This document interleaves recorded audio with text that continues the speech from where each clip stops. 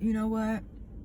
I'm just sitting here thinking about this. Like, I'm sitting in my car before I go into work, and I'm just like, as a Christian,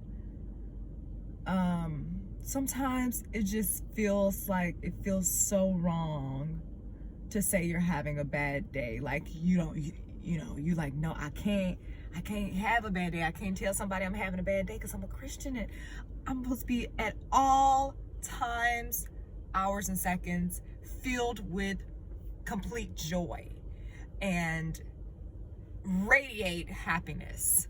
But sometimes you're just not having the best day, and I'm just here to say, and I'm saying this to myself, like, it's okay. Like, it's okay. Sometimes you need a moment. Sometimes you got to give yourself a little bit of grace. And I think as long as you're still operating within the fruits of the Spirit, sometimes you need quiet. Sometimes you need silence so that you can process why you're feeling what you're feeling. We get overwhelmed, especially if you're a parent, you're a mother, you're a father, you're a husband, you're a wife, you have a job, you have other obligations within the church, obligations everywhere.